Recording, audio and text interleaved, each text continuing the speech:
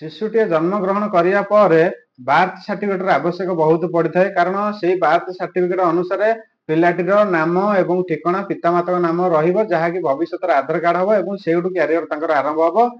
Birth certificate ଅନୁସାରେ ସବୁ କିଛି ଚାଲିବ। ତେଣୁକରି ଆପଣଙ୍କର ଯଦି ବାର୍ଥ ସାର୍ଟିଫିକେଟ ଭୁଲ ଭାଲ ହେଲା, ସବୁ କିଛି ଭୁଲ ଭାଲ ହବ। ଶିଶୁଟିଏ ଜନ୍ମଗ୍ରହଣ କରିବା ପରେ ପଞ୍ଜୀକରଣ କରାଯାଏ ପ୍ରଥମେ ମେଡିକାଲରେ। ଆପଣଙ୍କର ପିଲାର ପିତାମାତାଙ୍କ ନାମ ଏବଂ ଠିକଣା ପଚାରିଥାନ୍ତି। ଦେଖନ୍ତୁ, ଯଦି ସେଇ ଟାଇମରେ ପିତାମାତାର ନାମ ସ୍ପେଲିଂ ମିଷ୍ଟେକ୍ ହୁଏ କିମ୍ବା ଟାଇଟଲରେ କିଛି ମିଷ୍ଟେକ୍ ହୁଏ, ତାହେଲେ ବାର୍ଥ ସାର୍ଟିଫିକେଟ ବି ମିଷ୍ଟେକ୍ ହିଁ ବାହାରିବ।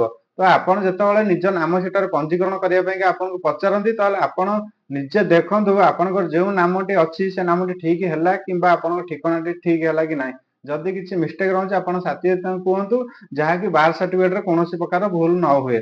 ଯଦି ଆପଣଙ୍କ ନାମରେ ସେଟା ଏଣ୍ଟ୍ରିରେ ଭୁଲ ହେବ ଏବଂ ବାର୍ଥ ସାର୍ଟିଫିକେଟ ମଧ୍ୟ ଭୁଲ ହବ, ଯାହା ଫଳରେ ଆଗକୁ ଆଧାରରେ ମଧ୍ୟ ଭୁଲ ହବ ଏବଂ ଆପଣ ମ୍ୟୁନିସିପାଲିଟି ଏବଂ ମେଡିକାଲ ଦୌଡ଼ି ଦୌଡ଼ି ଆପଣ ବହୁତ ହଇରାଣ ହେବେ। ତେଣୁକରି ଗୋଟେ ଥରକରେ ଆପଣ କାମ ଛିଡାନ୍ତୁ। ଯେତେବେଳେ ପଞ୍ଜୀକରଣ କରୁଛନ୍ତି ଶିଶୁଟି ଜନ୍ମ ହେଲା ପରେ ମେଡିକାଲରେ, ଆପଣ ମାନେ ଠିକ ଠାକ ଏଣ୍ଟ୍ରି କରନ୍ତୁ, ଯାହାକି କୌଣସି ପ୍ରକାର ବାର୍ଥ ସାର୍ଟିଫିକେଟ କଲାବେଳେ ଭୁଲ ହେବ ନାହିଁ। ଏମିତି ବହୁତ କେସ୍ ଆସୁଛି ଯୋଉମାନଙ୍କର ଯୋଉ ନାମ ଅଛି ପିତାମାତାଙ୍କର, ଯୋଉଟା ଏଣ୍ଟ୍ରି ହେଇଛି ମେଡିକାଲରେ ଭୁଲ ଭାବରେ, ଯାହାକି ସେମାନେ ପୁଣି ଦୌଡୁଛନ୍ତି କରେକ୍ସନ କରିବା ପାଇଁ। କରେକ୍ସନ ଗୋଟେ ଥରକରେ କରୁନାହାନ୍ତି ସେମାନେ, ଆପଣଙ୍କୁ ବାର ବାର ଦୌଡ଼ିବା ପାଇଁ ପଡୁଛି। ତ ଆପଣ ଯେତେବେଳେ ପଞ୍ଜୀକରଣ କରିବା ପାଇଁ ଡାକୁଛନ୍ତି ମେଡିକାଲ ଷ୍ଟାଫ, ଆପଣ ସେଠାରେ ରହିକିରି ପ୍ରେଜେଣ୍ଟ ଆପଣଙ୍କ ନାଁ ଗାଁ ଦେଖିକିରି ଏଣ୍ଟ୍ରି କରାନ୍ତୁ।